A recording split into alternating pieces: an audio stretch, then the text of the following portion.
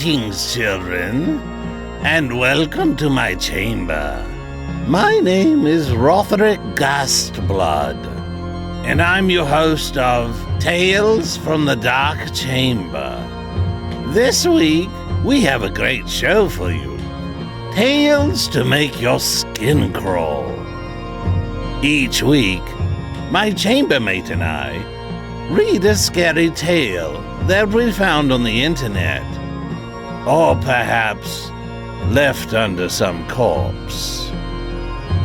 Either way, we think you're going to like it, and we're just dying for you to hear it. So sit right back, light a candle, and let's have a ghoul evening.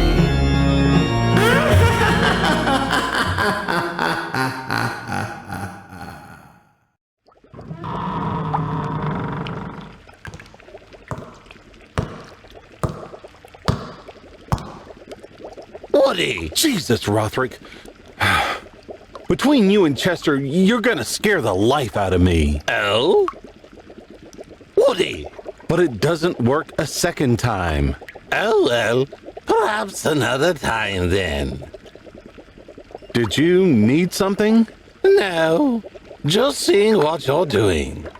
Is the new hobby coming along well? I moved on.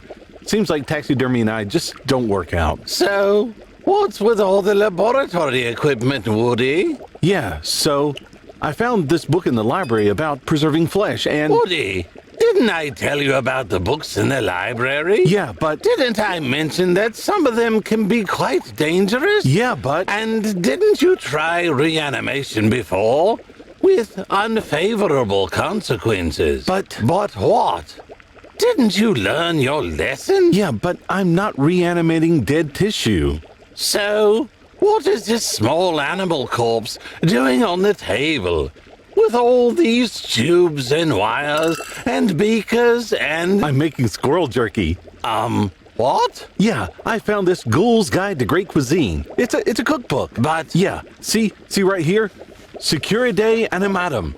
Squirrel jerky. But... Yeah, I take this recipe, make this marinade, and... But, Woody... And... Woody, look at the squirrel. Ah! Rotherick, help me kill it. Oh, no, Woody. You're the chef. You kill it.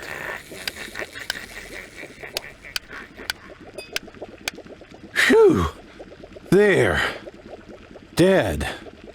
Man, that was close. Woody, you're a great guy, but you are a ninny. Gee, thanks, Rotherick. But that does remind me of tonight's story. We're on to the 5th part of ToMmY by MedicMan.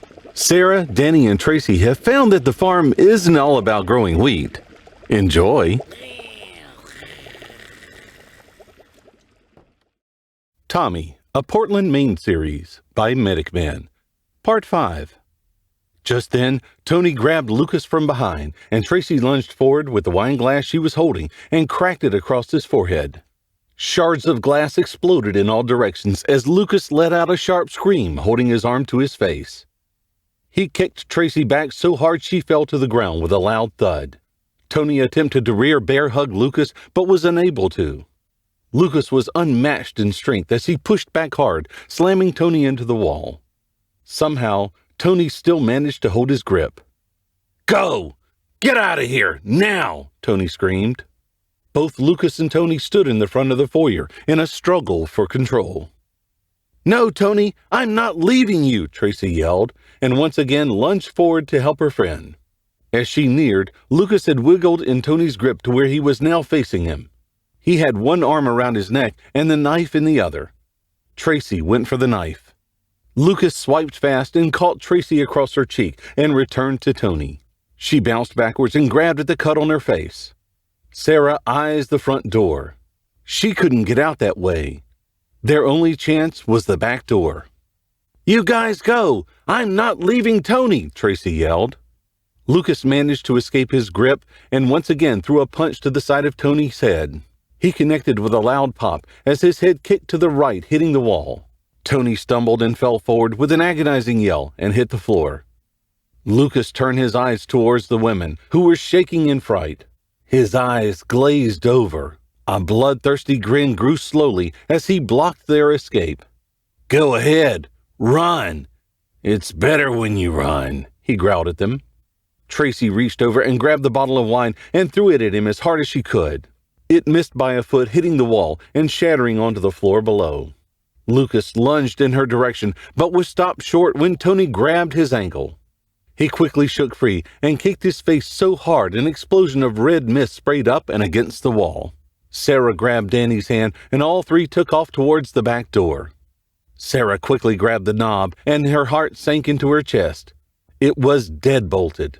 The keys were in the foyer. Lucas slowly made his way down the hall towards them, dragging the knife against the wall, slowly taunting them. "What are you going to do now?" he said, laughing. Sarah's eyes darted around desperately, looking for an escape from the madman closing in on them.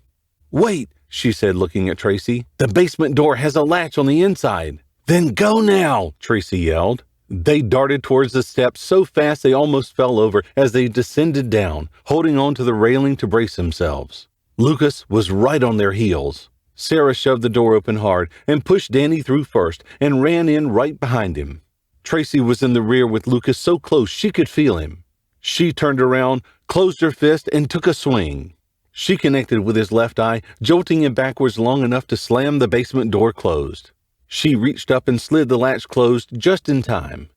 The door shook hard as Lucas pounded away like a lunatic from the outside. "It'll hold. It's steel," Sarah yelled. "You think this will stop me? You think I won't get through? I'm going to kill each one of you, one by one." "You're trapped down there. You don't win. I win. I always fucking win," he yelled. After a few minutes, the banging stopped, and the house grew quiet. There was no sign of Lucas. Sarah reached up and clicked the light on. The electrical hum of the fluorescent lights lit up the room around them. They stood, frightened at the base of the basement steps, staring into the room. "ToMmY!" Tracy yelled. "There's nothing we can do right now. He would have killed us, Tracy. Even ToMmY couldn't stop him. He's too strong," Sarah said. "Well, we just can't stay down here. We're sitting ducks. What are we going to do now?" "I don't know. Let me think of something," Sarah said. "Wait, my phone. That asshole has my phone." "Mine is in my purse, which is in the van," Tracy said, defeated. "We have CB, but apparently it's broken.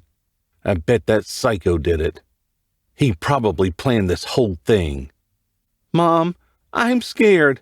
I don't like it down here," Danny said weakly. "I know, Danny, I know. Are you okay? Are you hurt?" "No, I'm just scared. Who was that guy?" "I don't know, but we have to be brave." Tracy scanned the room. There are large metal shelves lined the center of the basement. On them contained boxes and different stuffed animals. They were lined up in a way that reminded her of toy soldiers. They looked posed. A long wooden workbench was set against the east wall, and to the left of it, a tall bookshelf that contained a random assortment of books. On the bench lay a bundle of old tools. Tracy walked over and picked up an axe, and then shot Sarah a smirk. She took a few practice swings and tied her hair back. "That asshole is not killing us," she said. "It looks like they never cleaned out the basement," Tracy said. "That's what I was telling you. We haven't gone through any of this stuff yet. Maybe we can find something else down here besides weapons," Sarah said. "Worst case scenario, I axe my way out," Tracy said. Danny walked alongside the shelves while Sarah and Tracy discussed plans. He rubbed his hands over the stuffed bobcat. Its fur was dusty, and its face was frozen in a growl. It gave him the creeps. He saw random mason jars filled with black liquid, but didn't dare touch it. He peeked into a few boxes and found old magazines, nothing useful. He found his flashlight on the ground and put it back into his pocket. He dug through another box and found an old rusty pocket knife. He placed it into his other pocket and kept moving. On the bottom rack of the third shelf, Sarah picked up a packet of old papers. Written on it were stitching instructions and how to preserve flesh. Harrison really loved taxidermy, didn't she? She said. Yeah, it looks like it, Tracy replied. He spent almost all of his time down here, she continued. Danny eyed the bookshelf. They all looked very old. Dust had made its home on most of them. There were books on crops, taxes, plant anatomy, stitching, human anatomy, and old cookbooks. A loud thumping sound and thrashing could be heard from upstairs. It was a sign Lucas was still there doing who knows what. Sarah could only imagine him going through their things. Hey, wait! How do we have power? If the rest of the house is out, how is the basement lit? Sarah asked. Must be connected to a backup line. Maybe a generator. I don't know, Tracy said. Sarah placed her hands on the west wall to the left of the bookshelf and edged her fingers across like she was searching for something. She gently pressed her ears against it, and her eyes grew wide. I thought I heard something. Tracy, come here. Listen. Something is buzzing, Sarah said. Tracy walked over next to Sarah and pressed her ear against the stone. Her eyes lit up as well. She licked her dry lips and knocked on the stone. It sounds like power is being drawn from here somewhere. Look for something. Like what? Sarah asked, confused. I don't know. A handle, button, anything, Tracy replied. Both women searched vigorously, tracing their hands along the creases of the damp stones, and turned up nothing. Suddenly, a loud hissing sound barked into the atmosphere as the stone wall started shaking and then gave way. In front of the two baffled women lay a concrete opening into darkness. Mom? Danny said, still holding a book that he had pulled out from the shelf. Of course. The cliché hidden book lever. We should have started there. Great job, Danny, Tracy said. Danny smiled at her. Danny cautiously walked up to the hidden walkway and shined his flashlight in. It was a stone-walled path, wide enough for two people. The ground was loose, damp soil that extended into the unknown. A soft, stale stench escaped into the basement. Who knows how long it's been since it was opened? What the hell is this? Sarah asked. It looks like we're about to find out, Tracy answered. I'm not going in there. Who knows where it leads, and what can be in there? No way in hell, Sarah yelled. Would you rather deal with a psycho? Tracy asked. Sarah took a deep breath and squinted her eyes, attempting to see into the darkness. Fine, she said. She grabbed Danny's hand and let Tracy take the front. Tracy shined the flashlight in the path in front of them, and they slowly departed forward into the unknown. The musky, humid air hit them as they slowly shuffled forward.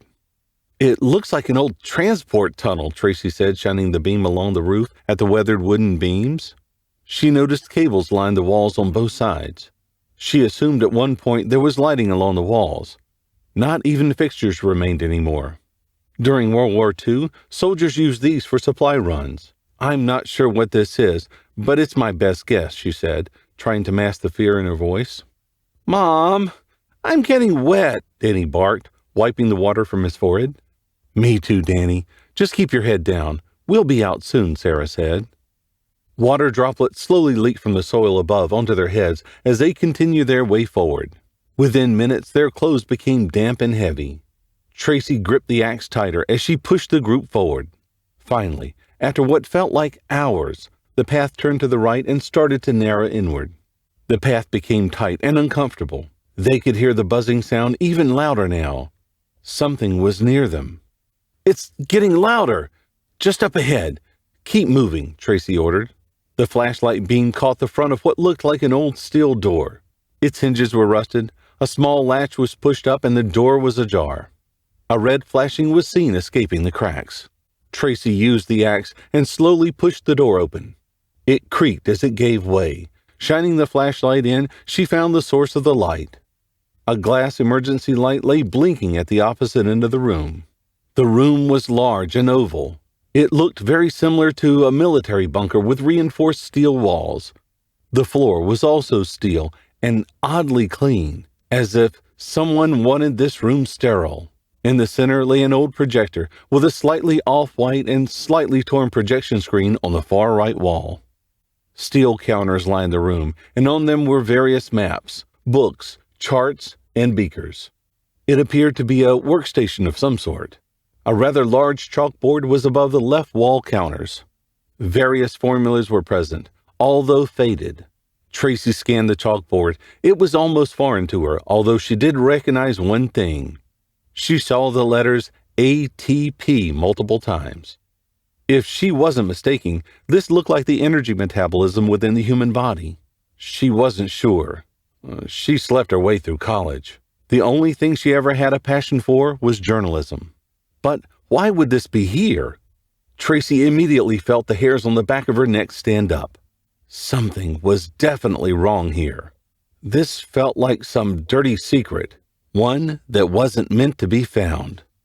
"What the hell is this?" Sarah asked, eyeing the room slowly. "I have no idea," Tracy answered slowly. "This doesn't look like something a farmer would be a part of. This looks like some villain's lair. This was just sitting here underneath the farm this whole time, and nobody knew?" Sarah asked. "I have a strong feeling Harrison knew. I mean, this would explain why he was always in the basement, right? He wasn't actually in his basement. The bastard was here, doing something he wasn't supposed to be doing," Tracy said. To the right of the projection screen lay a wooden door. It was the source of the electrical sound. The door was out of place. It stood out from the rest of the room. Danny slowly made his way to it and reached for the handle.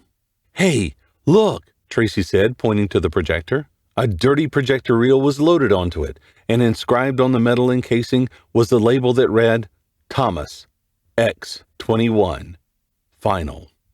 Danny stopped and quickly made his way back to his mother. "It says Thomas," Tracy said. "Does it even work?" "It looks old," Sarah asked. "I don't know." Tracy traced the projector with her hand, looking for a power switch. She felt a small flip switch at the rear and pulled it up. Suddenly, the machine buzzed and clicked to life, and immediately shot an image on the screen. The display was black and white. Two men in a white lab coat were standing in a small room with what looked like large cylinder tubes filled with a liquid substance on the wall behind them. In the center of the room was a chair, and a young man was strapped down with restraints. His head was to his chest. It looked as if he had fainted. It was horrific to see. ToMmY, a Portland, Maine series by MedicMan. Part 5. Well, folks, that's our story tonight. Rotherick and I hope you enjoyed it. We sure had a great time bringing it to you, and we really appreciate you listening. Tune in next week when we bring you another chilling Tales from the Dark Chamber. And just a note, if you're an aspiring author and want your story read here on Tales from the Dark Chamber, send us a note at talesfromthedarkchamber@gmail.com. If it creeps old Rotherick out enough, we'll air it. And subscribe to our channel here for notification of our next new episode, and follow us on Facebook, Twitter, and Instagram. Remember, hit that like button and help us grow the channel. Also, make sure you tell your friends about us. Spread the word. If you want your story recorded for your own use, or just want to have it, check out my website at woodygvoiceover.net. You can order there. And again, thank you for listening tonight.